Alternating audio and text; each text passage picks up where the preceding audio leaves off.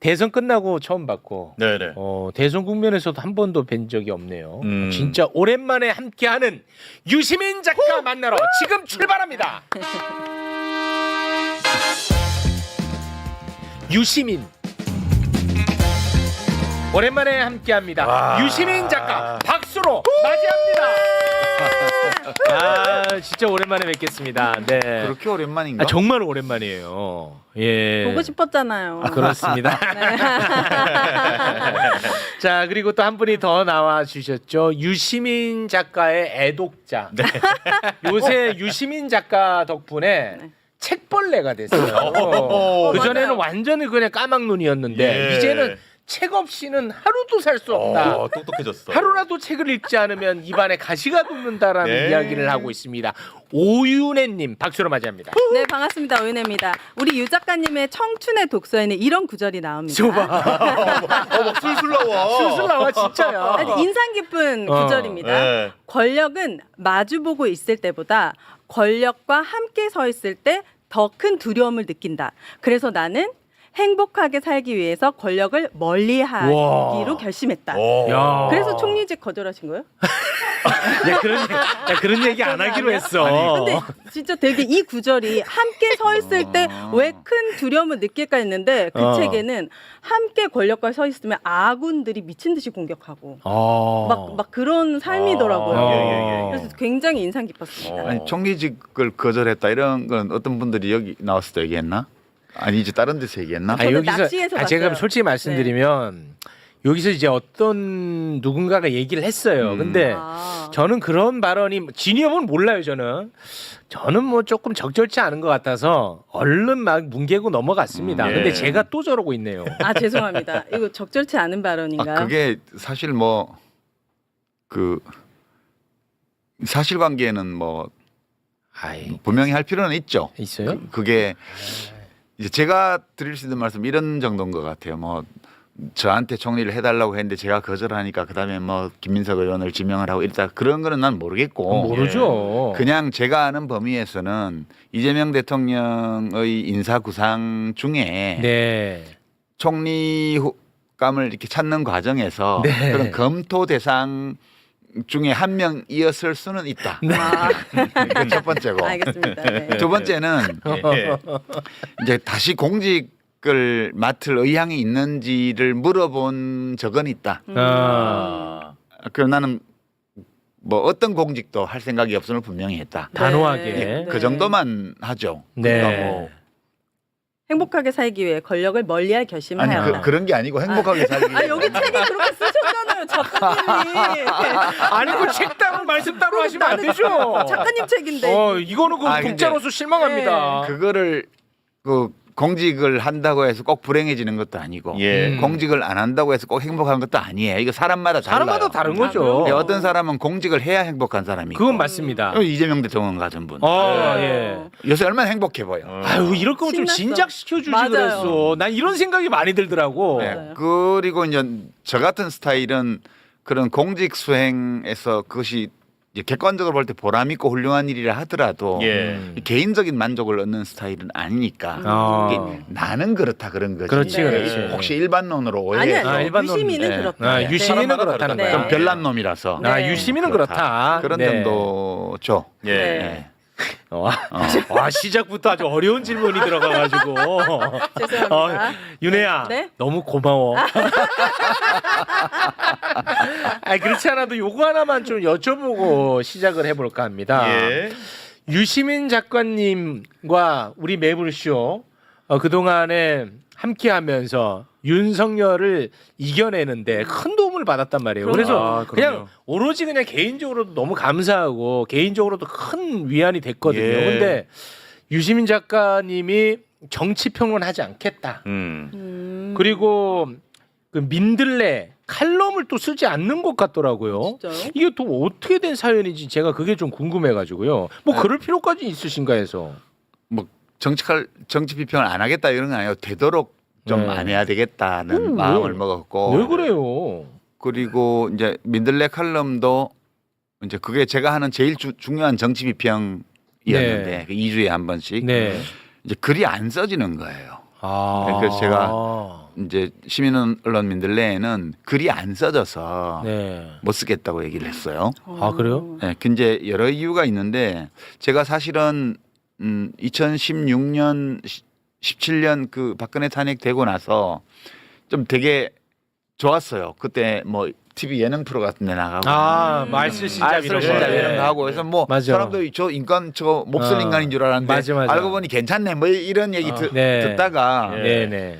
2019년도에 조국 사태 터지면서 이제 정치 비평 형식으로 참전을 한 거죠. 그 조국 사태에 참전을 하면서 이제 활발한 정치 비평을 그때부터 해서 약 7년 가까이 그걸 했어요. 네. 했는데 이제 제가 매불쇼는 재작년 이맘때 문과남자의 과학공부 그 책 내고 나서 나왔던 것 같아요. 한 2년쯤 전에. 네네. 그랬는데 제가 이제 그거 하면서 그 정치 비평이 때로 좀 힘든 일이거든요. 근데 네. 제가 제일 힘들었던 거는 이게 다른 비평가들에 대해서는 정치권에서 비평가에 대해서 공격하지 않아요. 아니 뭐 아무렇게나 해도 뭐 이번에 뭐 무슨 뭐 국힘당이 뭐 170석을 한다 이런 얘기를 하는 사람 했다고 해서 국힘당에서 공격하거나 민주당에서 비판하거나 하지 않아요. 근데 이제 비평가들끼리는 할 수 있죠. 근데 제가 하는 비평에 대해서는 비평가들이 막 비난을 하고 막 왜곡하고 할 뿐만 아니라 국힘당에서도 공격을 해요. 때로는 막 민주당에서도 마음에 안 든다고 막 그러기도 하고 이게 되게 부담되는 일이잖아요. 부담될 수 있죠. 맞아요. 근데 그게 왜 나만 유독 그러지? 그게 꼭 뭐 그분들 잘못은 아니고 내가 비평이라는 형식을 빌렸지만 조국 사태 때부터 참전해서 윤석열 일당과 6, 7년간 싸워왔잖아요. 그러니까 네. 이제 사람들이 보기에는 저거는 윤석열하고 싸우는 사람 이렇게 인식이 되는 것 같아요. 네, 그런데 이제 제가 하다 보니까 사실 문재인 대통령 시절에는 제가 사실 좀 약간 책임감을 느꼈어요. 문 대통령께 제가 일은 안 하지만 밖에서 힘넣어드리겠습니다. 이렇게 네. 말씀드린 적이 있어서 네. 그게 밖에서 좀 해야 된다는 어떤 의무감 같은 게 좀 있었죠. 네. 그리고 이제 이재명 대통령이 지난번에 낙선할 때 그때는 그런 의무감보다 난 아무것도 약속한 게 없으니까 내가 무슨 부채의식을 가진 것도 아니고 그렇죠. 개인적으로 아주 친분이 깊은 사이도 아니고 근데 너무 마음이 이제 안쓰럽고 정말 그렇게 사방에서 공격받으면서 모함 받고 악마화 당하고 이런 걸 보면서 저렇게 어려운 환경에서 태어나서 자란 사람이 정말 민중의 성원을 받으면서 최고 권력자의 자리에 올라서 좋은 정치를 펼치는 거 이걸 네. 되게 보고 싶다는 생각이 많았어요. 그래서 그걸 또 했거든요. 네. 근데 지난번에 됐으면 좋았는데 안 돼가지고. 또 떨어졌네. 네. 그리고 윤석열이 이제 엉망으로 국가를 운영을 하고 막 횡포를 부리고 결국 계엄령까지 가니까 계속 싸웠단 말이에요. 그렇죠. 그 과정에서 선거 비평도 하게 되고. 근데 때로는 내가 하는 비평이 민주당 쪽에 도움이 될 때도 있겠고 또 하다 보면 뭐 민주당 쪽에서 저건 안 했으면 좋았을 걸 이런 거를 할 수도 있죠. 네. 비평이란 게 늘 그러니까. 네. 네. 그러니까 이제 도움되는 거가 있을 때는 그냥 지나가고 좀 민주당 입장에서 볼 때 저거는 좀 다르게 했으면 좋았을 걸이라든가 이런 게 되면 공격해요? 공격을 하는 게 아니라 이제 비판. 뭐 우리하고 관계 없다고 한다든가 진짜. 아니면 심지어는 그러지 말라라고 한다든가 이렇게 한단 말이에요. 네네네. 아니 나는 비평하는 사람인데 민주당 당원도 아니고 정치하는 사람도 아니고 그냥 비평하는 사람인데 참 힘드시네. 그러니까 이제 그게 힘드셔. 수많은 사람들이 선거 결과를 총선 결과를 예측을 했고 나도 그 중에 하나였는데 맞아. 나가 공격을 받았어요. 이번에 또 이제 대선 국면에서 또 네. 그 김문수 씨 부인 설란영 씨 문제 때문에 어마어마하게 막판에 그랬잖아요. 그래서 제가 이거는 예. 이제 하면 안 되겠구나 더 이상 이게 근데 그런 모르겠습니다. 생각을 많이 하게 됐죠. 그때 아니 근데 그거는 일단은 영향력이 그만큼 있다라는 거 아닌가 하는 생각이 들어요. 물론 저는 힘들 것 같아요. 말씀을 들어보니까 참 쉽지 않으시겠다라는 생각이 드는데 저는 아무리 이야기를 해도 내 얘기를 받지 않아서 속상한 사람이거든요. 근데 이제 작가님은 이제 그만큼 영향력이 있다라는 이제 방증이죠. 그래서 이제 이재명 대통령은 대통령이 됐잖아요. 네. 그리고 잘 하실 거예요. 저는 네. 옛날부터 잘 하실 거라고 믿었으니까. 네. 그리고 제가 무슨 빚을 진 거라든가 이런 게 없어요. 네, 그냥 네. 일방적으로 제가 이분이 대통령 되는 걸 보고 싶다. 그러면 되게 기쁠 것 같다. 일종의 인간 승리잖아요. 대단한. 네. 그런 거 보는 건 기분 좋은 일이잖아요. 네네네. 이제 그거를 잃었기 때문에 더 이걸 꼭 해야 된다는 어떤 책임 이런 것도 제가 굳이 가질 필요가 없는 관계이기도 하고. 네. 그래서 예, 그래서 이렇게 시끄러운데 때로는 나는 뭐 민주당원은 아니지만 그래도 내가 하는 활동이 그쪽에 좀 도움이 되기를 바라는 마음을 늘 가지고 해왔는데 그게 내 마음과 달리 안 그럴 때도 있잖아요. 뭐 그럴 수 있죠. 그러니까 그런 부담이 너무 커졌어요. 이번에 이 일을 겪으면서. 아니 근데 그러니까 이제 안 써지는 거예요. 이게 아니 근데 요거 자기 하나는- 검열을 하게 돼요. 이렇게 쓰면 그러면 안 돼. 이게 안 써진다. 문장 하나를 쓸 때마다 네. 이것이 어떻게 악용될 위험?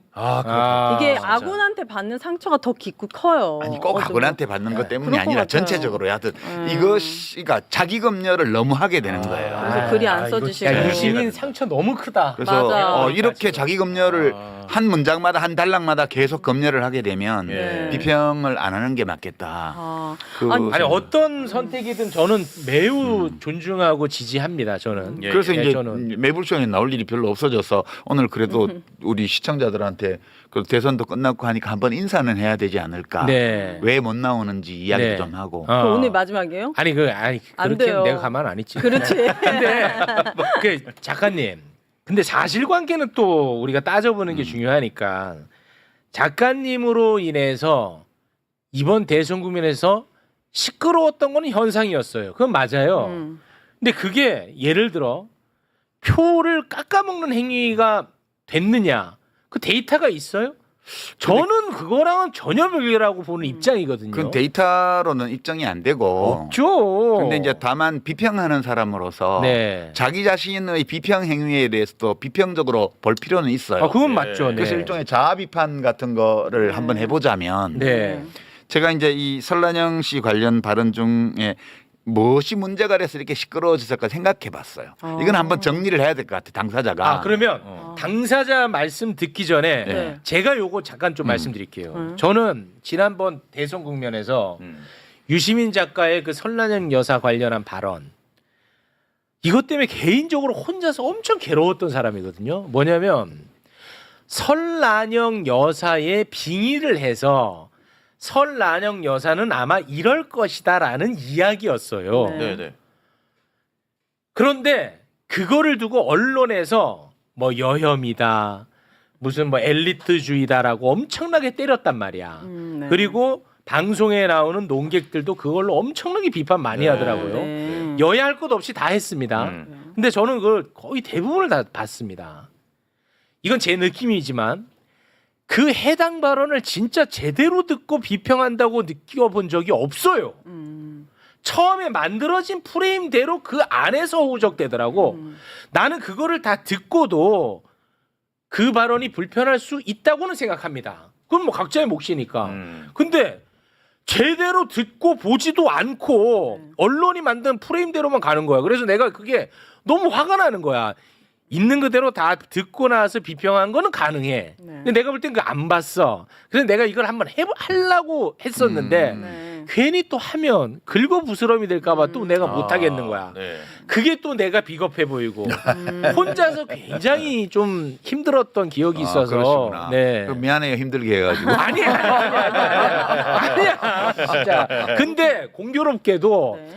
그때 그 빙의에서 했던 발언이 그러니까 추정이지 어떻게 보면 그 발언을 증명해주는 증언들이 나왔었어요 또. 네. 그래서 그런 건 별로 중요하지 아이, 않아요. 저한테 중요해요. 예. 그래서 오늘 그것만 한번 좀 듣고 갔으면 그래, 좋겠어요. 준비를 해놨어요? 그거 하나만 좀 듣고 그런 가겠습니다. 것도? 그래서 네, 그래서 준비했어요? 허락해 주신다면 아, 네. 유시민 작가의 원 발언 보고 네. 그거를 증명해 주는 발언 이렇게 두 개 연결해서 네. 보겠습니다. 됐죠? 예. 네, 일단 그러면 유시민 작가의 그 문제가 됐던 그 발언부터 일단 한번 듣고 옵니다.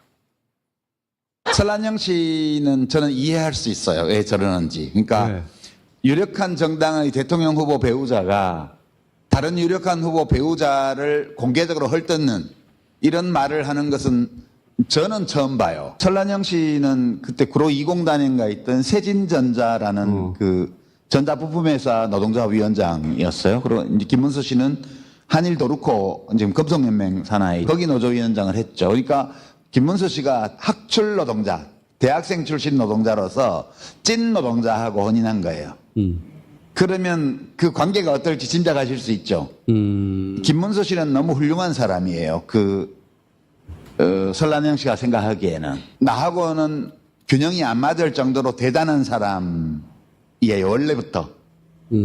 그리고 그렇게 훌륭한 삶을 살았어요. 그 관계가 그렇게 돼 있는 거고 그런 남자와의 혼인을 통해서 내가 조금 더 고양되었고 그렇게 느낄 수 있겠죠. 자기 남편에 대해서 비판적으로 보기가 어려워요. 이런 조건에서는. 국회의원 사모님이 됐잖아. 남편을 더욱 우러러보겠죠. 경기도지사 사모님이 됐어요. 더더욱 우러러보겠죠. 대통령 후보까지 됐어요. 그러니까 자기 남편에 대해서 비판적 거리를 유지하는 게 되게 어려워요. 그래서 이제 원래 본인이 감당할 수 없는 자리에 온 거예요. 이 유력한 정당의 대통령 후보 배우자라는 자리가 이 설란영 씨의 인생에서는 거기 갈 수 없는 자리예요. 그래서 이 사람이 지금 이렇게 발이 공중에 떠 있어요. 영부인이 될 수도 있는 거예요. 그러니까 제정신이 아니다 그런 뜻이죠. 한마디로. 예.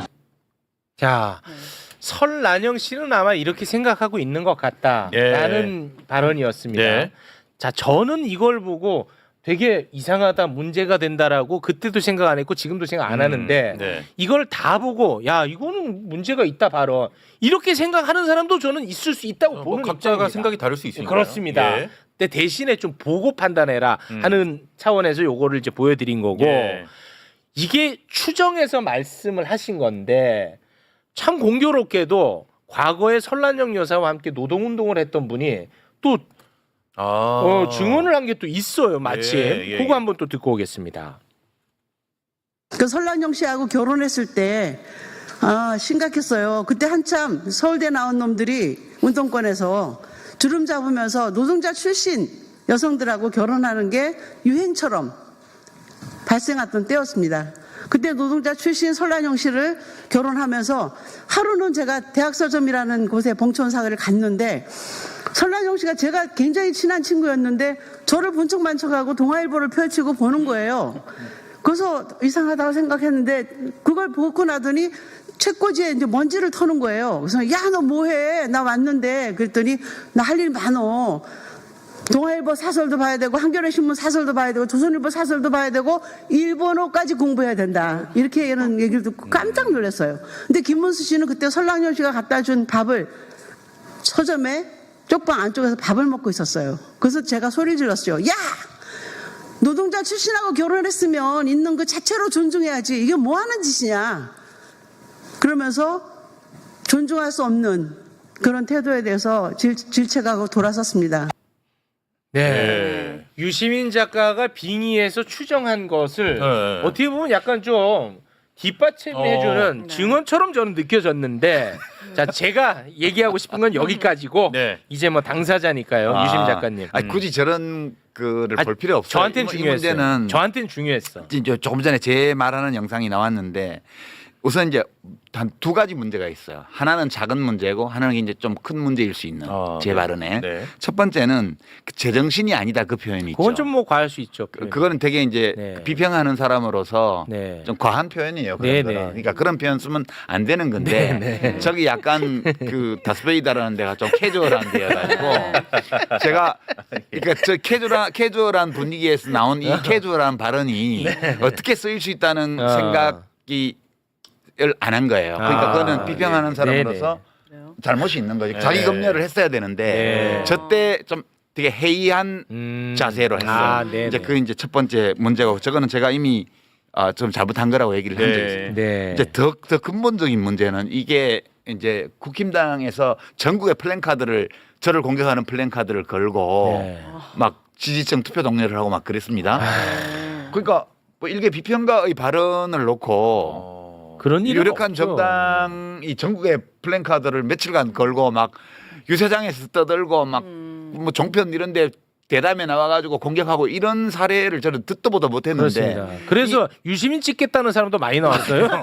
인지도 너무 올라가가지고. 아니 출마도 안 했는데. 근데 아까 제가 한 발언 중간에 보면 학출 노동자 김문수 씨가 찐 노동자 설란영 씨하고 혼인했어요. 이렇게 말을 하고 나서 네. 그 관계가 어떨지 짐작하실 수 있죠. 이렇게 말을 했어요. 그건 잘못된 말이에요. 그게 제일 큰 문제가 있는 발언인데. 그러니까 저는 대학 출신 노동운동가하고 찐 노동자가 혼인한 사례를 여러 알아요. 제가 네네. 80년대에 활동할 때 아까 또 이제 어떤 노동운동가분이 말씀하신 것처럼 그 유행처럼 할 때 네. 해가지고 그런 커플들을 여러 알거든요. 네네. 근데 어느 커플도 김문수 설란영 커플 같지 않았어요. 그때도 이미. 예. 그 남편을 쥐고 흔드는 분도 있었고요. 아, 네네. 예, 그 관계가 다 부부마다 달라요. 네네. 근데 제가 찐 노동자하고 대학생 출신 노동운동가가 혼인하면 관계가 불균등해진다라는 것을 아주 일반론적인 것처럼 말을 해버렸잖아요. 제가 전날 저 얘기를 한 것은 김문수 설란영 부부의 개별적 사례에 대해서 내가 정보가 많고 과거에 인연이 있기 때문에 그 사람들이 왜 그러는지를 한번 이해해 보자는 입장에서 그 구체적인 사례 하나를 얘기를 한 건데, 그러니까 설란영 김문수의 관계가 이러하다 여기에 논의를 한정해야 되는데 네. 저 발언은 이 관계를 아주 일반화할 수 있는 발언이에요. 이제 그러니까 이게 잘못 말한 거기 때문에 이걸 가지고 확대 해석하면 이제 여성 비하, 학력 차별, 그죠? 노동 비하 이렇게 확전시킬 수 있는 거예요. 그러니까 저 잘못은 저 부부의 사례를 구체적으로 설명하는데 그쳤어야 되는데 한정했어야 되는데 일반화할 수 있는 형식으로 저 그 얘기를 한 거예요. 일부 네. 내용이. 작가님, 제가 네. 뭐 너무 호의적인지 너무 편파적인지 모르겠는데 저는 저거를 이렇게 받아들여서 문제 없다고 생각했던 네. 것 같아요.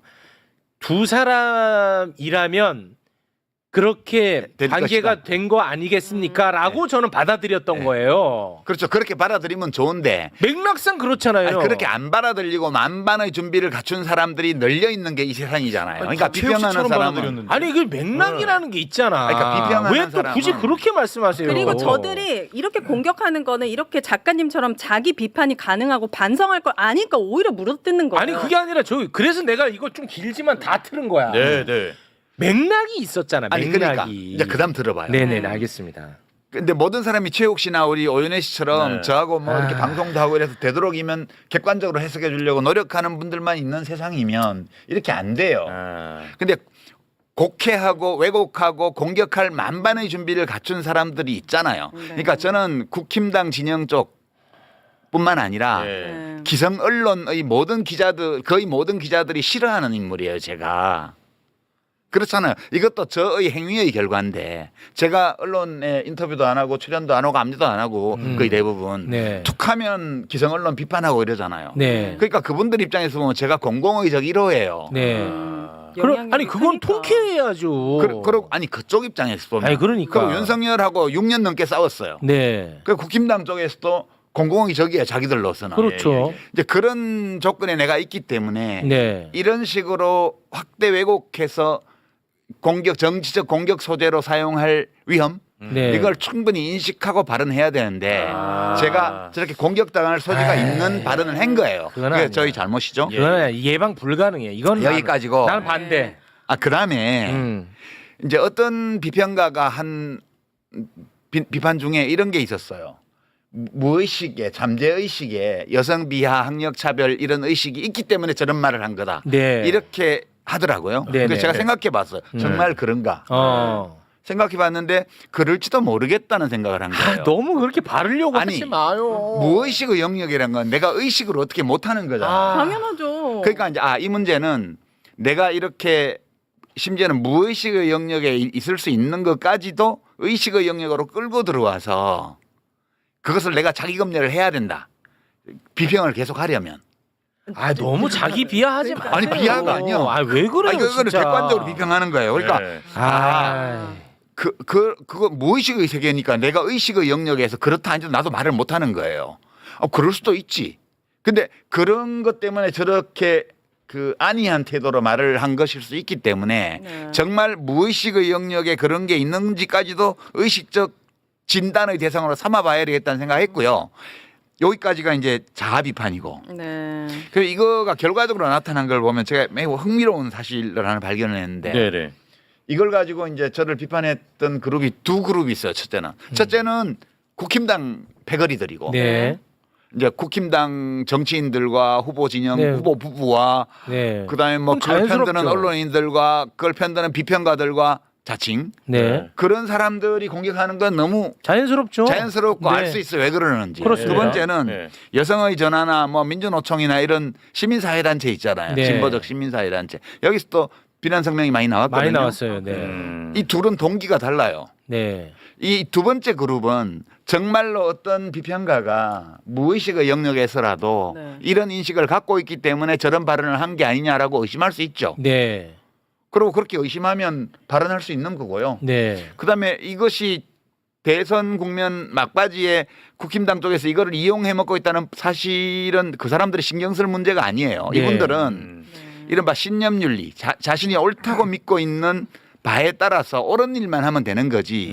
내가 하는 행위가 현실에서 초래할 수 있는 어떤 예측 가능한 결과에 대한 책임까지 느끼면서 일을 하는 분들이 아니에요, 이분들은. 네. 그러니까 이분들이 이렇게 하는 거는 자신의 신념에 따라서 하는 거기 때문에 이것은 그러네요, 그렇지 않네요, 서로서 논쟁할 수 있는 문제라고 저는 봐요. 근데 국힘당과 그 패거리들이 한 거는 저는 되게 좋게 봤어요. 왜요? 왜냐하면 이분들이 이토록 인권 감수성이 그래요? 그렇지 않다는 거 아시잖아요. 아니 근데 빼어나서 꼬투리 잡으려고 하는 그런데 건데. 설라영 씨는 노조에 대해서 되게 개팍하고 못생겼다. 막 이런 발언 하는 거에 그러니까 대해서도 그것 때문에 비롯된 얘기야 이게 그러니까요. 다. 저는 그 발언이 오히려 더 불쾌하게 느껴졌어요. 노조도 했던 사람이. 그런 건 논의할 네, 그냥 필요가 없고요. 네. 논의할 그 필요가 저는 없고. 기뻤어요. 네. 이분들이 이토록 여성 비하에 대해서 예민하고 노동 비하에 그런 게 대해서 아니라는 예민하고 거 아시잖아요. 그런 사람들이 아니라는 거. 학력 차별에 대해서 내가 이분들 잘못 봤구나. 그 전에 뭐 여성가족부 폐지, 뭐 아니 페미니즘 유 공격하고 작가님한테만 막 가혹한 거예요. 그들은. 뭐 노란봉투법 막 거부권 발동하고 막 노동조합 욕하고 이럴 때 제가 그분들은 정말 노동을 비하하고 여성을 얕잡아보고 그리고 학력 차별 의식이 찌드는 분들이라고 생각했어요. 근데 그런 사람들이에요. 이 일반적화할 수도 있을 저 약간의 좀 상당히 또는 심각한 실언. 좀 잘못된 표현 방식 이거에 저렇게 분기탱천해서 저렇게 하는 걸 보니 우리 대한민국 앞으로 잘 되겠다. 차별금지법도 이번 국회에서는 무난히 통과될 것 같다. 이런 사실 때문에 그분들이 모쪼록 앞으로 네. 매사에 그와 같은 경각심과 감수성을 높은 수준에서 유지해 주시면 나로서는 이 모든 비난에 대한 비난받은 거에 대한 보상을 아니, 받을 것 같다. 저 작가님. 그런 생각은 해요. 아니 뭐 작가님, 뭐 작가님 아이고. 자유롭게 무슨 말씀이든지 다 하실 수 있지만 저는 오늘 솔직히 굉장히 불편해요. 왜요? 왜냐하면 저는 지금 그냥 쉽게 표현해서 작가님을 편들면 작가님을 욕했던 사람들로부터 내가 공격 대상이 될 수 있다고 생각하잖아요. 당연한 그렇지. 자연스럽죠. 같이 날아가는 걸 감수합니다. 왠지를 알아요? 나는 이게 만약에 잘못됐다고 생각을 해야 난 이런 잘못을 안 하려는 예방이 가능하잖아. 나는 그렇지 않아요, 지금. 난 잘못됐다고 생각하지 않아. 아니, 그래서 저- 나는 예방이 불가능해. 표현이 잘못됐다니까 그 관계가 어떤지 짐작하실 수 있죠. 이 표현은 아니 그 맥락상 아니, 맥락은 그들이 그런데. 입장에서는 그렇게 봤다고 우리는 받아들였단 아니 말이에요. 내가 잘못했다는데 왜? 왜 그러냐면 왜 그러냐 맞아요. 예, 그러니까 예. 왜 그러냐면 네. 맞아요. 작가님 본인이 잘못했다는데 네가 뭔데 껴들어? 맞습니다. 왜 그러냐? 이유가 있어요. 이유가 이렇게 가이드라인을 가혹하게 잡아버리면 다른 사람들이 어떤 발언을 어떻게 합니까? 아니 이제 여성의 전화나 민주노총이나 한국노총에서 잘 싸우겠죠 앞으로. 그렇잖아요. 그리고 국힘당도 이렇게까지 저를 비난했으니까 일관성을 지키기 위해서라면 안 지키잖아요. 사람들 앞으로도 일관성 계속- 없잖아요. 무슨 없나? 없어요. 아니, 그만 좀 하세요. 여자 기자를 막 그렇게 그 꼬투리 팔목을 잡으려고 막, 그러는 건데, 막 이거는. 상처나고 막 네. 난리도 아닌데. 아니 그러니까 이거를 이런 식으로 가이드라인을 잡아버리면 어떤 발언도 못 합니다. 아, 그게 인간 세상이라니까요. 그러니까 비평하는 사람들이 그 점을 염두에 두고 할 수밖에 없어요. 근데 그 웬만하면 이렇게 해도 그냥 넘어가지고 비평가들끼리 야 그 비평이 맞냐 안 맞냐 가지고 좀 정말 진지한 토론을 하고 그렇게 넘어갈 텐데 이거는 선거 국면에서 네. 그냥 공격 수단으로 득표 네. 수단으로 이걸 사용을 했잖아요. 그렇죠. 그러니까 저로서는 좀 특이한 케이스라고 봐야죠. 네. 아, 이게 이 정도로 부담이 오면 정말 한 문장 한 단락을 쓰는 것이 힘들어지는 거죠. 그러니까 네. 예. 그럼 그러니까 좀 그런 쉬세요. 좀 이제 원하시니까 조금 쉬면 돼.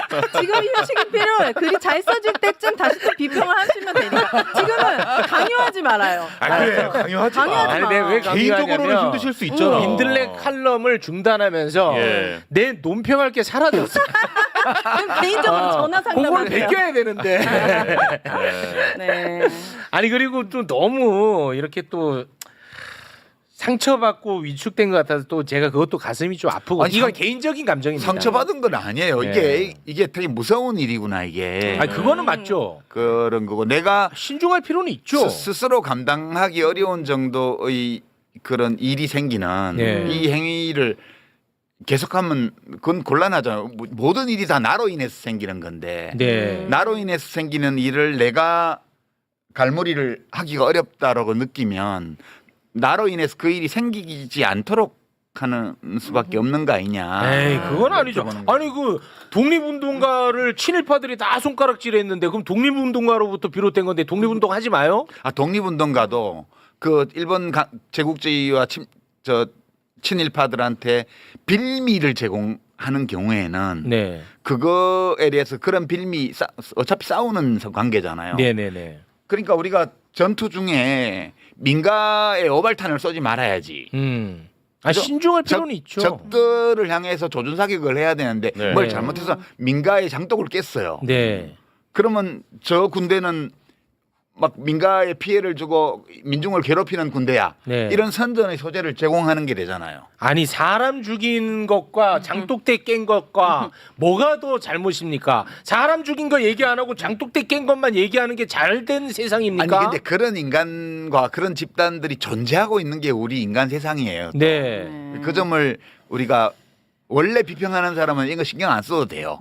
원래 비평하는 사람은 자신의 신념 윤리에만 철저하면 되거든요. 네. 근데 내가 이렇게 살다 보니까 어쩌다 보니까 이게 그냥 내가 저지르는 어떤 오류 이런 것들이를 민주당에 덮어 씌워 가지고 뭘 그렇게 할 수 덮어씌워요. 있는 세상이 되어 있더라고. 이것도 과대망상인지 모르겠는데. 과대망상이에요. 아니 작가님 네. 대한민국 전체를 청소하려는 사람이 장독대 하나도 깨지 않겠다고 생각하는 게 너무 오만한 거 아닙니까 아니, 오히려? 나는 그런 사람 아니거든. 아니 그러니까 그 장독대도 깰 수 있고 깼다고 혼날 수도 있죠. 그리고 아니, 깼으면 그러니까. 물어주면 되는 거고. 그러니까 계속 공격하는 거 아니에요 지금. 그래. 작은 흠결에도 저렇게 좋아, 막 이러니까 오유는 좋아. 성직자입니까 우리가? 아, 그럼. 그러면 진보 진영 비포형이 어려워져요. 저도 좋다. 룸살롱 가고도 말도 안 되는 재판 계속하는 사람들도 많은데. 아 좋아. 네, 그래서 저는 당분간 그냥 빈 활만 쏠려고요. 그러니까 집에서 혼자서 비평하거든요. 커피 마시면서. 아 진짜. 이렇게 제 아내나 제 아들이 듣는 데서 아 네. 이러면서 뭐라고 한마디씩 네, 해요. 네, 아, 네. 이건 잘된 일이네. 뭐 좋은 일이네. 네. 아이고, 어떻게 이렇게 판사가 이러지? 이런 거를 이제 화살을 채우지 않고 빈말을 혼자 쏘는 거예요. 네. 네, 그렇게 지낼 거예요. 알겠습니다. 당분간. 지금 네. 댓글에 네. 이 주제로 너무 길게 얘기하는 그러니까 거 아니냐라고 독서 이야기 하는데 언제 하냐고. 이런 얘기 하려고 모신 거고 정치 비평 안 하십니다. 여러분 지금 오해하고 계시네. 네. 이런저런 이야기하면서 이제 뭐 그냥 잠정적으로 네. 시간도 다 돼가네, 그죠? 끝인사 하는 거예요 오늘. 잠정적이요. 네, 끝인사 아니에요. 그리고 책 이야기는 안 돼. 조금은 해야지. 책 이야기. 네, 네. 아니 네. 내 책 얘기가 아니라 독서에 관한. 아 얘기. 독서에 관한 독서가 이야기. 뭐가 좋죠? 여기 작가분이 준비 엄청 해줬더만 네. 한마디도 아직 안 나와. 아니, 오늘 원래 이제 주제는 독서 아니야? 우리가 정보를 접할 수 있는 네. 너무나 많은 매체가 있는데 꼭 이런 시기에도 독서를 해야 되느냐. 이게 이제 큰 주제였거든요. 맞아요. 네. 5분이라도 해야지. 어머나세요. 네. 어머나세요. 네. 독서를 왜 우리는 꼭 해야 되느냐. 네. 아니 꼭 해야 될 건 없어요. 그래요? 이게 책이라는 거는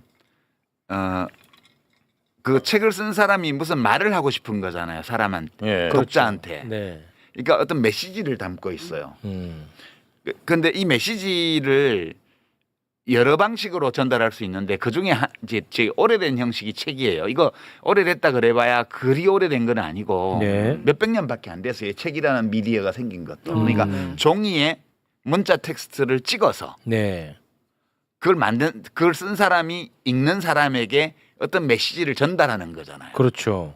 그러니까 이 책이라는 미디어는 문자 텍스트로 소통하는 그런 매개체에 예. 지나지 않아요. 네. 근데 문자 텍스트로만 소통할 수 있는 게 아니라 우리가 언어, 언어 중에서 문자 말고 말로도 할 수 있고요. 그렇죠. 말뿐만 아니라 영상, 뭐 이런 거 음악 다 얹어가지고 말하자면 멀티미디어로 소통할 수도 있잖아요. 그렇습니다. 교감하고. 네. 그러니까 그 책이라는 것은 예전에 라디오, 텔레비전 이런 게 생기기 전까지는 책이 뉴미디어였죠. 네.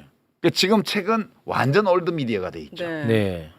그렇지만 그러니까 꼭 책을 읽어야만 제대로 된 인간이 될 수 있는 건 아니에요. 다른 미디어를 통해서도 예. 문자 텍스트 아닌 다른 방식으로도 얼마든지 지식과 정보와 감정과 생각과 이런 것들을 전달할 수 있고 받을 수 있습니다. 네. 네. 근데 책이 가지고 있는 장점은 네. 이게 올드 미디어인데도 왜 안 죽냐 하면 오로지 문자 텍스트로만 전하기 때문에 네. 이 유튜브 보는 거와는 달리 여기는 다 보여주는 심지어는 댓글까지 보면서 볼 수 있어. 네. 네. 근데 이 책이라는 이 문자 텍스트로 이루어진 미디어는 그 책을 쓴 사람하고 그 책을 읽는 나하고 둘만 교감해요 여기서. 그리고 어떤 주제, 어떤 문제에 대해서 거의 할 수 있는 이야기를 전부 다 담아놨어요. 질문 하나, 어떤 책 한 권이 한 개의 질문을 다루는 책인 경우도 많아요. 네.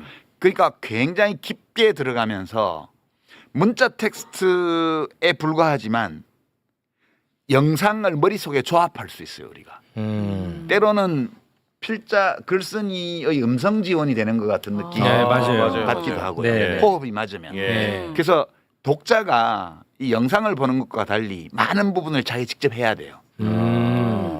그러면서 똑같은 시간 동안 똑같은 정보를 받아도 문자 텍스트로 받는 이것이 이 두뇌 속에서 다른 활동들을 많이 하면서 이걸 봐야 맞아요. 되기 때문에 아. 영상으로 보는 것보다 더 깊게 남아요. 그럴 수 그래서 있겠네. 책이 되게 되게 어릴 좋아요. 때 이렇게 설명하면서 책 읽으라고 했으면 나도 읽었지. 무조건 읽으라고만 하니까. 그게 무조건 심지어 읽으라고 하는 사람도 안 읽어. 그래갖고 내가 안 읽었잖아. 저는 어제 유시민 작가님과 이렇게 설명하니까 교감을 했거든요. 진짜 책을 읽으면서. 아. 그래서 유 작가님이 사마천 같은 작가가 됐으면 좋겠다. 권력 앞에서도 비판적으로 신랄하게 역사 기록을 할 수 있는 이재명 정부 5년을 비판적이고 신랄하게 기록하는 사마천이 되라. 오윤혜 씨가 사마천을 인용하는 상황. 와 대단하다 근데. 책이라는 미디어의 위대한 점을 우리가 지금 바로 보고 있는 거예요 현장에서. 나는 제가 말에 실수하면 누가 사마귀를 실수한 줄 알았어. 야 사마천에 나도 놀랐어. 그러니까 나 깜짝 놀랐어. 근데 진짜 많은 도움이 되고 교감이 됐습니다. 근데 저도 윤석열 계엄이로 6개월 동안 두 가지 취미가 생겼거든요. 6개월 그 힘든 6개월 동안 네. 하나는 술이고 하나는 책이었어요. 좋아. 술도 좋고 책도 좋아. 왜냐면 전 신앙이 없으니까 미래가 너무 암담하고 희망이 주님을 없는데. 모시는 거지. 막 누군가는 종교가 있는데 어디에 기대야 돼 하면서 이제 책을 펴게 되고 야. 맹자를 보고 유시민을 보고 야 낭만이 최강욱을 보고 낭만이 있어. 이렇게 버텼죠. 저도 진지하게 좀 고민이 하나 있는데 요즘 시대가 책을 읽기 좀 어려운 시대잖아요. 피로하고 바쁘고. 저 같은 경우는 책을 펴면 끝까지 못 읽어요. 근데 그러다 보니까 되게 자책감도 좀 심하고 아. 왜 이렇게 좋은 책을 나만 다 끝까지 못 읽어? 와, 좋다 이 질문. 방송도 못 하고 왔는데 어. 책도 못 이런 자괴감이 요즘 좀 빠지더라고요. 아, 끝까지 뭐. 이러다가 이제 뭐 도태 되겠죠. 아, 이 도태 아니 근데 되는 이것도 거예요. 진심이야. 실패한 사람 같이 느껴져. 그럴 필요는 없고요. 그러니까 그게 그 책을 끝까지 못 읽는다 이러면 끝까지 읽을 수 있는 책을 고르면 돼요. 아. 이 세상에는 책이 너무너무 많아요. 음. 그러니까 저도 못 읽는 책이 많다니까요. 도저히. 아, 유시민도 못 읽는 책이 있어요? 소설책 중에도 안 안 읽어지는 아, 그래요? 소설이 있고요. 아, 그런 게 있어요? 철학책 중에도 저는 니체, 키에르케고르 뭐 어. 이거 못 읽어요. 오, 그게 안 들어와요? 안 들어와요. 이야, 이거는 큰 위로다. 이따가 뭔 소리 하는 거야?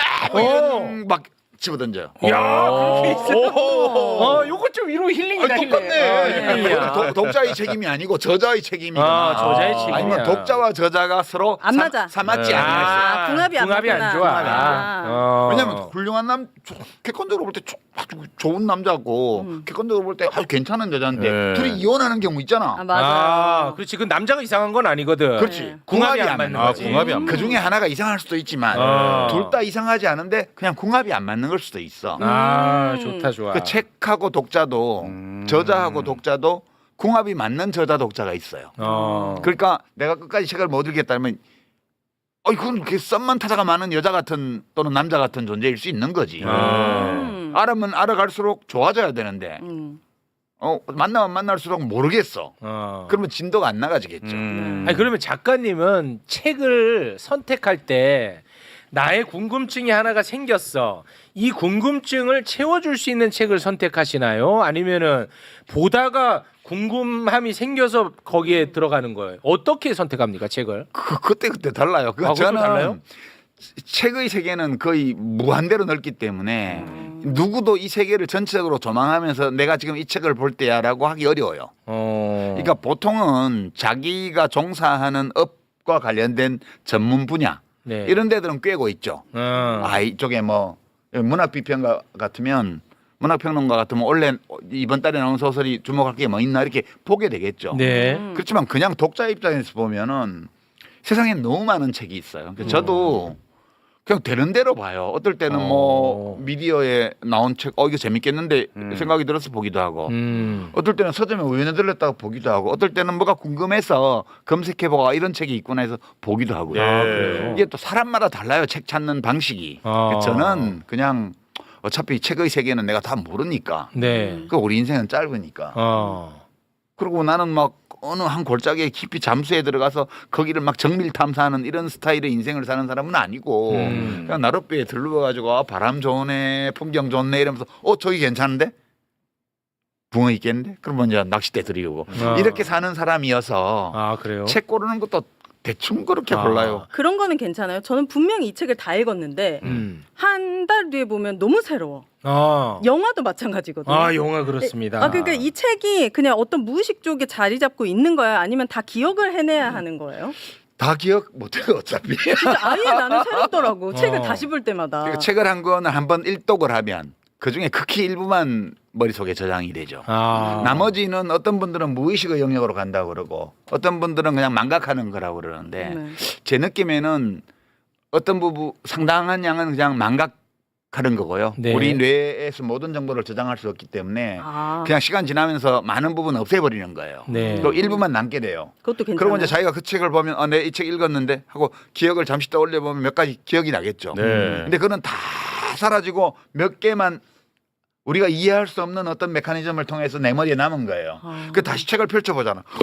이 책이 이런 책이었어. 너무 새로워. 그런 면도 있고요. 또는 내가 독서하는 능력이 더 자랐기 때문에 처음에 읽었을 때는 안 보이던 게 그렇구나. 그럴 수 있어. 이게 보이는 거예요. 근데 북한산, 설악산 올라간다. 그러면 체력이 약한 사람은 정말 땅바닥만 보고 막 맞아. 숨 헐떡거리면서 사탕 먹으면서 올라가잖아요. 네. 아무것도 안 보여요. 네. 자기 발 앞에 말고는. 네. 근데 체력이 엄청 산을 자주 다녀가지고 이제 체력이 엄청 좋아졌잖아요. 그러면 쉽게 올라가면서 여유롭게 옆 골짜기도 보고 꽃도 옆 보고 봉우리도 나무도 보고 하늘도 보고 구름도 보고 지나가는 사람도 보고 어디 주막집도 보고 이렇게 되는 거거든요. 맞아. 보이는 게 달랐던 야, 이 거죠. 성장한 그럼요. 만큼 달리 보여. 그렇죠. 우리 오윤혜 씨도 네. 10년 전에 나를 그냥 쓰레기 보듯이 하더라고. 아 그때는 그때, 쓰레기였잖아요. 맨날 예쁜 여자만 자꾸. 아, 이거 맞는 얘기잖아. 근데 이제 오윤혜도 약간 좀 인문학적 소양이 쌓이니까 나를 바라보는 게 약간 경외감으로 보더라고. 맞아. 그때 힘들 때는 오빠 찾게 돼. 진짜 윤석열 갑자기 풀려났을 때 오빠 어떻게 우리 그렇지. 죽을 맛이다.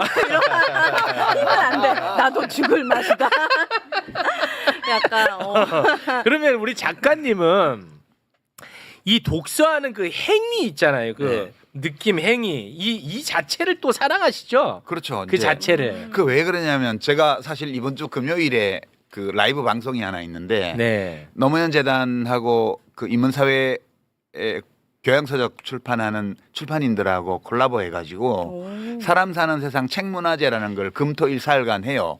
노무현 시민센터에서. 네. 근데 이제 뭐 강연 뭐 같이 하는 토론, 북토크 뭐 이런 거 있는데 그 중에 하나가 네. 알레오 북스를 거기다 하나 붙여가지고 라이브를 해요. 네. 공개 방송으로. 네네네. 근데 제가 이제 책 읽는 거 관련해서 최근에 경험이 다시 만날 세계라고 해가지고 음. 그 이번 탄핵 계엄 극복 과정에서 그 시위에 참여했던 네. 주로 젊은 여성분들 필자들 한 10분 정도가 짧은 글들을 써서 모은 책이 있었어요. 그거를 네. 알리오 북스에서 한 2, 3주 전에 다뤘거든요. 네. 되게 재밌었어요. 그 이제 계엄 이번에 인생 1회차 계엄을 당한 사람들의 얘기예요. 아, 전부 다. 네네네. 그리고 이제 이번 금요일에 다룰 책이 문학평론하는 김명인 선생 책인데 두 번의 계엄령 사이에서라는 제목인데 그게 이제 돌베개에서 나온 책인데 그 책을 다루게 되는데 그게 첫 번째 계엄이 주된 내용이에요. 이분의 인생 1회차 계엄. 1979년 80년. 그 계엄 때 이분이 당했던 일들에 대해서 이제 회성록이라 그래서 성찰적으로 그때 일들을 돌아보는. 그러니까 저희는 같은 공간에서 활동했던 사람이니까 재미있게 읽었죠. 제가 그 두 책을 보면서 책이라는 게 진짜 대단하구나.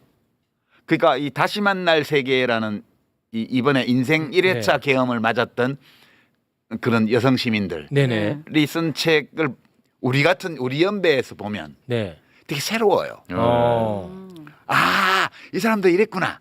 왜냐면 우리는 일단 우리 2회차들은 일단 도망가고 보는데 얼마나 무서운지 일단 무서워서 어. 뭐 국회 부의장 이하경 의원 같은 경우에 그 뉴스 보자마자 강아지 안고 굶어 죽을까봐 집에 다시는 못 돌아올 수 있으니까 강아지 안고 정처도 안 정하고 핸드폰 끄고 막 걸어가는 도중에 그 사모님 전화기로 민주당 원내에서 연락이 와갖고 빨리 국회로 오라고.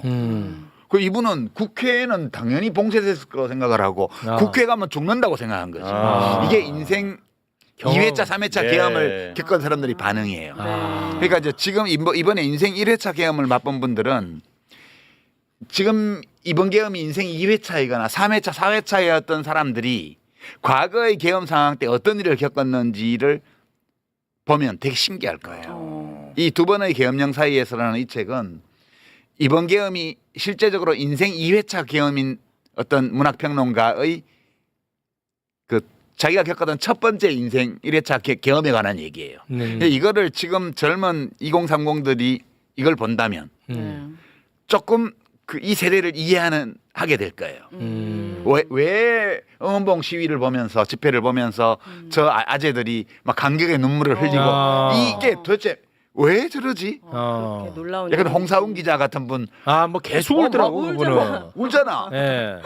그게 너무너무 달라요. 그러니까 우리 세대는 우리가 경험했던 1회차 계엄 당시의 상황과 이번 2회차 계엄이 너무 다른 거예요. 네. 이건 완전 신세계예요. 지금 2회차 계엄에서 겪은 거는. 그러니까 이 세대가 서로 다른 세대가 각자의 경험이 다르기 때문에 상대방을 잘 이해하지 못하고 있다가 네. 이 책에서 자신이 겪은 경험에 대한 이야기를 깊이 있게 하잖아요. 네. 그러니까 이걸 읽어보면 간접 경험이 되는 거죠. 그러니까 내가 겪은 경험과 40년 전, 50년 전에 겪었던 경험 네. 그 세대를 이해하는 징검다리가 돼줄 수 있어요. 그런 경험들이 이 책은 되게 궁합이 잘 맞는 짝이야. 두 권이. 다시 만날 세계라는 이 책과 두 번의 계엄령 사이에서라는 이 책은 서로 궁합이 잘 맞는 책이에요. 네. 그러니까 이런 경험 이게 소통이라는 게 결국은 그냥 한두 마디 말로는 다 전할 수 없는 이 계엄에 대한 그 어떤 경험 네. 이런 것들이 간접 경험으로 서로 공유되는 거죠. 그래서 제가 이 김명인 선생의 책에 대해서 부제를 붙인다면 네. 라고 하고 이제 우리 제작진한테 이런 부제 생각해 보라고 그랬어요. 다시 만날 뻔했던 세계. 되게 너무 끔찍해요. 그러네요. 네. 근데 확실히 우리 작가님은 책 얘기할 때가 제일 행복해 보이네. 그러니까 반짝반짝. 내가 여자 얘기할 때 그 표정이. 아 진짜 손짓, 그치, 눈빛, 그치. 반짝반짝 표정 이 하시잖아요. 모든 게 행복해 진짜 보이신다. 내가 여자 얘기할 때랑 너무 흡사해서 나 혼자서 막 키득거렸어. 맞아. 너무 좋아하시네. 그랬어요? 예. 그럼 너무 나와서 좋아하시네 책 진짜. 얘기라도 자주 해주세요. 비평 안 하셔도 되니까. 그러니까 좋잖아요 네. 이렇게 인문학적인 그치. 이야기. 아니 책을 한 권을 읽어도 근데 재밌게 하고 막 행복하게 읽어야 되는데 요즘은 너 한 달에 몇 권 읽어. 독서량에 너무 집착하니까 에이 그런 거는. 거기 아니면 내가 무식한 사람이 되는 것 같더라고요. 요즘은. 아니 너는 무식하고. 그거는 맞고. 그건 맞아. 그건 그렇다고 맞아. 무슨 네. 몇 건으로 이렇게 접근해 오는 무식하면 애들도. 어때요? 뭐 사회에 피해 주는 거 아니 없잖아요. 근데 실제로 요즘 어. 독서량에 집착하는 친구들 많아요. 아유 그런 건 의미 없고. 아, 네. 그러니까 그러니까 독서량에 집착하는 거는 제 생각에 물론 책을 많이 읽으면 좋긴 해요. 마치 하루 세 끼 맛있는 걸 계속 먹으면 좋은 것처럼. 예, 예. 근데 하루 세 끼 계속 맛있는 걸 먹는다는 걸 자랑하는 건 되게 촌스러운 일이라고. 그게 아니고 내가 밥을 한 끼 먹더라도 여러 가지 생각을 해서 내가 먹고 싶은 걸 찾아서 먹고 싶은 방식으로 예. 함께 먹고 싶은 사람하고 먹는 거 이런 게 되게 우리 인생에서 기쁨이잖아요. 네. 책도 똑같아요. 책도 많이 읽으면 좋긴 하지만 네. 많이 읽는 것이 선은 아니죠. 그렇죠. 그러니까 한 권을 읽더라도 정말 맛있게 맛있게 읽어야지. 이 책을 내용을 내가 이해했다를 넘어서서 책을 읽는 행위를 둘러싼 여러 일들이 있어요. 그런 것들을 함께 생각하면서 느끼면서 이렇게 책을 읽으면 네. 읽고 나서 다 잊어버려도 돼요. 어차피 잊어버리는 건데 예. 그 잊어버린 것 같지만 언젠가는 또 그 일부는 살아 돌아와서 내게 돼 있다는 걸 알게 돼요. 좋습니다. 유 작가님이 낚시 채널에서 이런 말씀하셨어요. 내가 먹는 음식이 내 몸이 되고 내가 읽는 책이 내 생각이 된다고. 그럼 뭐 나는 라면이냐? 그 말도 안 되는 음식 얘기를 하나를 해. 먹더라도 내 몸이 되기 때문에 야, 진짜 내가 맛있고 라면을 좋은 얼마나 거. 먹었는데 내가 라면이야? 그래서 라면인 거예요. 지금 배 봐봐. 라면으로 가득 찼잖아요. 배를 보라 그래. 아 되게 본인을 아낀다는 느낌이 들더라고요. 나를 그래? 소중하게 생각하면 그러지 않아요? 좋은 거 먹고 좋은 책 읽고 네. 좋은 사람 들어가는 게 만나고. 좋아야 나오는 것도 좋죠. 네. 근데 저는 아무튼 저도 이제 그 낚시 채널 이제 가끔 보는데 맞아. 저는 작가님한테 가장 부러운 게 하나가 있어요. 뭐냐면 하나밖에 없어요? 아니 그러니까 진짜 가장 부러운 거. 네, 하나. 본인이 좋아하는 거를 너무 잘 알더라고. 아 좋아하는 것을. 내가 좋아하는 거를 아주 너무 잘 알고 있는 분 같아서 그래서 내가 그거를 보는 거야. 왜냐면 그러니까 그게 나한테 힐링이 되더라고 간접적으로. 잘 봤나요? 예, 근데 너무 좋아하는 그 게 영상 보여. 보면 그냥 영상을 보지 말고 틀어만 놓고 어떨 때는 가만히 있으면 밤에 그 새 소리 있잖아요.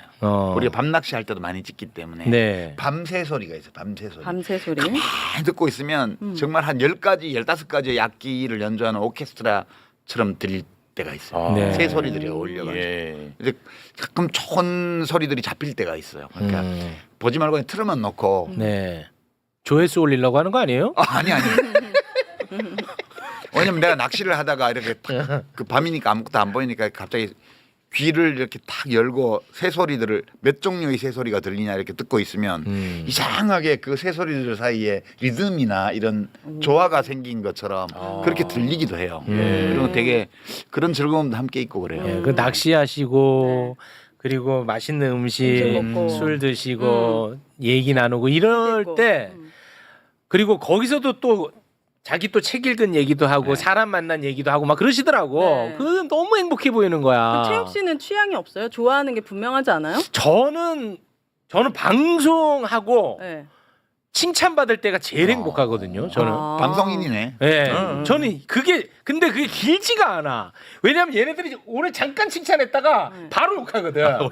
5분마다 바뀌니까. 그게 방송의 아, 습성이지 돌아버리겠어요, 제가. 그러니까 책은 그것보다는 좀 오래 가더라. 아 이거에 관련돼서 유 작가님 책에서 진짜 멋진 말이 있었는데 내가 내 자신을 칭찬하지 않고 타인의 칭찬에 휘둘리면 타인이 나를 나락을 보낼 수가 있다고 했어요. 그래서 내가 나를 칭찬하는 게 되게 중요하다고 했어요. 그래. 뭐야? 이 책 좀 읽어봐. 청춘의 인용 많이 스스로 하네. 자기 스스로 자신을 귀하게 해야 맞아요. 남이 나를 귀하게 봐요. 다시 천하게 만들지 못한다는 오. 거. 남이 나를 귀하게 만들면 남이 나를 천하게 만들 수 있다. 다시. 맞아, 이 말이에요. 멋지죠. 이 맹자 말씀인데. 맹자요. 제가 맹자 씨 좋아해요.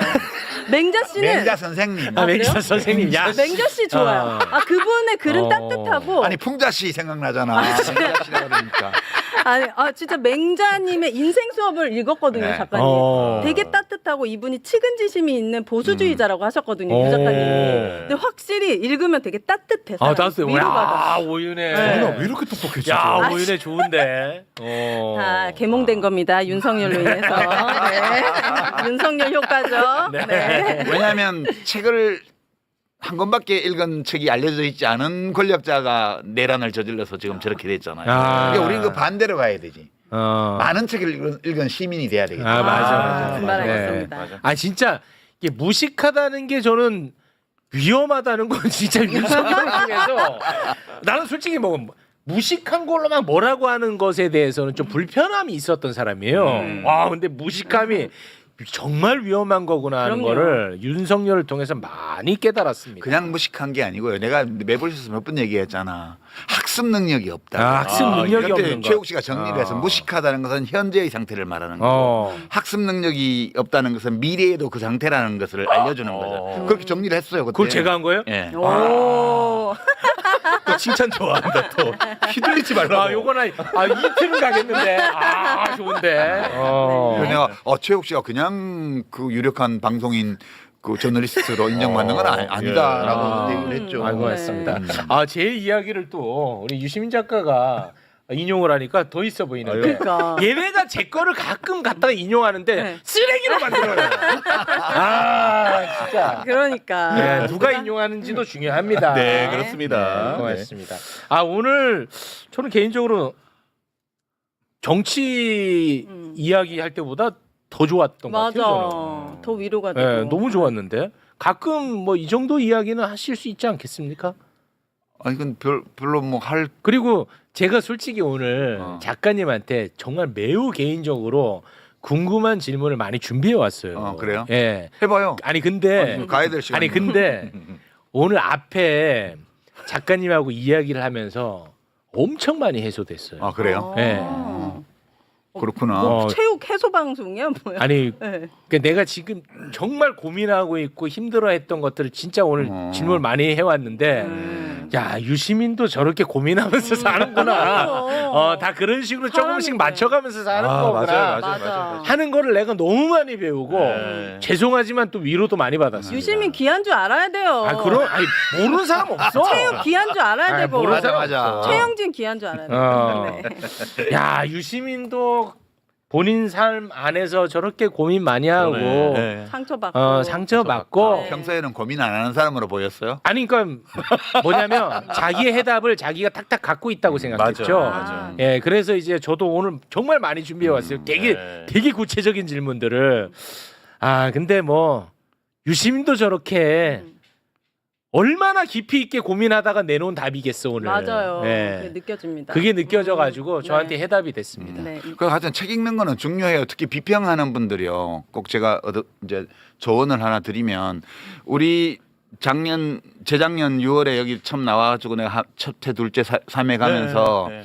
그 프란스 두바리 쓴 침팬지 폴리틱스 네네네. 얘기를 했잖아요. 난리 났었죠. 그러니까 그게 그냥 나와서 윤석열을 비판하는 거하고 저런 스타일의 저런 행위를 하는 사람을 왜 권력자로 뽑았으면 그렇게 필연적이든 우연이든 그런 스타일의 권력자가 권력의 정점에 올라갔을 때 그에게 앞으로 무슨 일이 닥칠 것인가 그리고 그런 일이 닥치는 이유가 뭔가를 학술적으로 상당히 설명을 했잖아요. 맞습니다. 네, 네. 그러니까 그 책 한 권을 읽고 한국 정치 특히 윤석열 시대의 한국 정치를 보는 거하고 그런 이론적인 기초 없이 그냥 인상 비평으로 자기 기분 따라 비평하는 거하고 아주 달라요. 정말 다르죠. 그러니까 제가 이제 오늘 나온 김에 예. 이제 많은 비평가 젊은 비평가들이 지금 활동하고 있습니다. 종편에 워낙 프로그램도 많고 하기 때문에 뭐 공중파도 일부 그런 거 하는 거 네. 있고 제가 아쉬움을 늘 느끼는 건데 그냥 언론에 이미 보도된 거 남이 한 말 이런 것도 필요하면 인용하고 다 써야 되지만 자기가 본인이 공부를 해야 돼요. 맞아요. 그러니까 공부를 안 하니까 거의 매일 나와서 비평하는데 한 2시간씩 아무 타격감이 없잖아. 맞아. 와 진짜 맞아. 그러니까 내가 나가서 비평을 하는데 어떤 타격감도 없다는 거. 누구도 내 말을 귀 기울여 듣지 않다는 거. 아무 반향이 없다는 거는 내가 하는 말이 내가 하는 비평이 별로 쓸데없다는 뜻이에요. 쌀로 그렇지. 밥 짓는 얘기. 그래서 네. 좀 발전하기 바랍니다. 아, 그러니까 맞아, 맞습니다. 공부를 하고 진짜 맞아. 예, 뭐 하나라도 이 공론장에서 어떤 우리가 지금 다루고 있는 문제의 표면과 이면 이 모든 것들을 조명해 보는데 네. 참고가 될 만한 뭐 하나라도 내가 가지고 간다. 아 진짜 이 맞아. 생각을 하면서 비평들을 좀 해줬으면 네. 시청자로서 맨날 종종 보는데 너무 맞는 말씀. 러닝머신 위에서 타면서도 보고 뭐 그거 저 장애인 자막 방송 해놓고 이제 소리 안 나게 해서 다 맞아요. 보잖아. 근데 너무 깝깝한 거예요. 대한민국 공론장의 앞날이 캄캄하다 정말 이런 수준이면. 예. 그래도 저는 네. 좀 희망을 보는 게 저는 유시민 작가랑 뭐 내가 개인적 인연이 있어 뭐 내가 아무것도 없습니다. 근데 제가 유시민 작가를 좋아하는 것은 그동안에 내가 못 봤던 것들을 얘기해주고 그리고 내가 정리 안 한 거를 말씀해주고 그래서 내가 좋아하는 거거든. 네. 굉장히 유시민만 할 수 있는 부분이니까. 근데 그거를 방송을 보시는 분들 그리고 대한민국 시민들도 그걸 안다는 거야. 당연하죠. 그 유시민이 나오면 아 내가 뭐 조회수 또 조회수지. 조회수가 말을 하지. 아니, 그러니까 내가 그 얘기를 하자는 게 아니고 예. 그만큼 또 사람들이 많이 본다는 거는 나랑 같은 생각을 갖고 있다는 아, 거죠. 당연하죠. 그렇지. 그 희망이 있는 거죠.